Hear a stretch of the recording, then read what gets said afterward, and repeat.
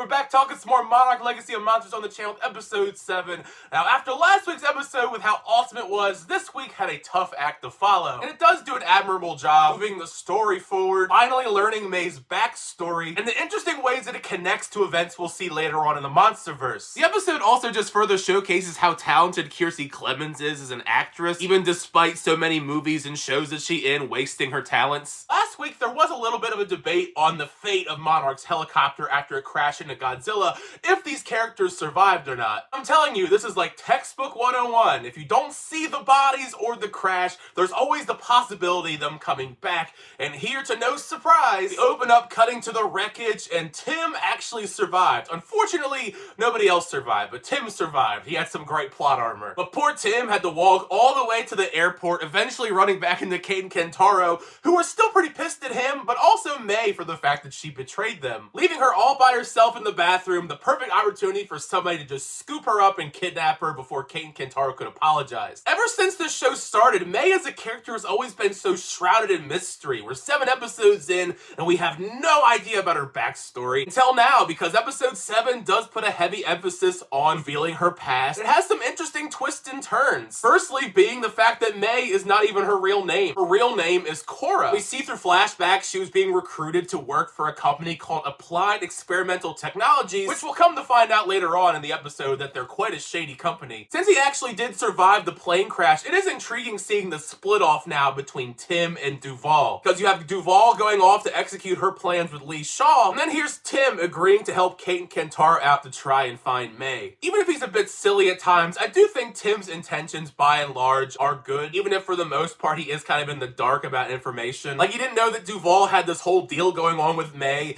and he doesn't know the truth about May to begin with, yet Verdugo knows, leading Tim to inevitably tell everyone the truth about May. It also was kind of humorous that he had to relay to Verdugo, and not only everybody else in the helicopter died besides him, but also Godzilla is back, so you might want to deal with that problem eventually. Speaking of Duval, however, her and Lee just straight up barge in and take over the Alaska outpost. At least they're not savages, though. They give everyone the choice in there whether they want to help them out or not. It's intriguing, though, the reasoning behind why Lee Shaw wants this outpost in particular. It seems like this outpost has quite a lot of explosives. Even though we, as the audience, found out all this info already, Tim reveals the truth to Kate and Kentaro about May while they try and track her down, heading to Washington and talking to her family. Seems like she's actually been gone for over 2 years. Their cover-up for knowing May did crack me up, though. The fact that Tim says they're all in an online manga group together, immediate red flags. I mean, even her sister sees right through them immediately. It makes them come clean not too long afterwards because she noticed very clearly they were following her car into this garage. As much as I like this group, they're not great as far as being investigators. The most interesting thing about Kate Kentaro and them talking to May's sister is her sister is well aware of May being on the run from a quote-unquote company, which you can imagine is the company that we were referring to earlier. Turns out Cora saw a whole lot more than she was supposed to while she was hacking through all their files, sneaking around AET, and seeing them doing some pretty shady experiments with various types of tech, using chimps to test out cybernetic neurointerfaces. Which, if this stuff looks familiar to you, remember this, because this info is going to come back later on. In retaliation, Cora crashed all their systems, been on the run ever since then, stealing passports, making fake names. Then here we are with May talking to the woman from AET once again.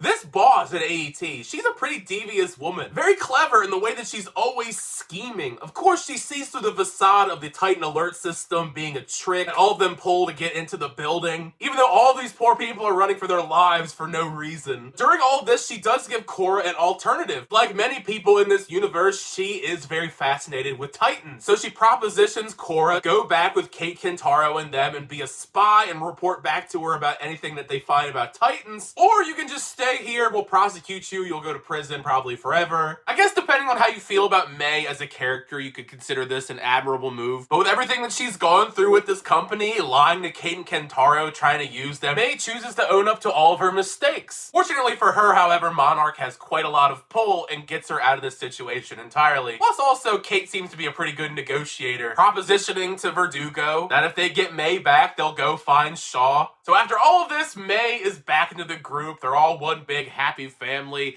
That's one of the things I am kind of torn about. Yet they've been on this journey for a decent length of time. I never thought that Kate and May were particularly close characters, yet Kate seems to care so much about her, which makes it kind of awkward because you realize that Kentaro Verdugo is the one that had this relationship with her, but Kate's the one that seems to care a whole lot more. Epilogue, though, has some pretty exciting things going forward for these last few episodes, and then also some stuff tying into the rest of the MonsterVerse. Verdugo has this great speech about adapting and persevering in this new world with monsters, going public to the world with Monarch. We saw Lee stockpiling all these explosives for one thing or another, and we find out immediately, drawing out the Frostvark, and this insane CGI explosion extravaganza's going on, leaving this massive black crater behind, looking like he closed up this emergence point. Considering she hasn't seen her family in person in over 2 years, it also was great getting to see May finally have that reunion with them. Even though we do know now that her name isn't May, it's Cora, I'm probably gonna just keep calling her May for the rest of the show. The coolest thing of all, and the thing that ties it into the rest of the universe, is while the woman from AET is discussing the agreement that she made with Monarch, the logo for Apex Cybernetics pop up. And if that name doesn't ring a bell to you right off the bat as a MonsterVerse fan, they were the company in Godzilla vs. Kong who wanted to take down Godzilla, and that Neuralink setup that we saw, the exact same setup that we'll see later on in Godzilla vs. Kong, where they used the Neuralink to link up one of Ghidorah's heads in the creation of Mechagodzilla. Once again, just a really cool way to tie everything together with the rest of the universe. By and large,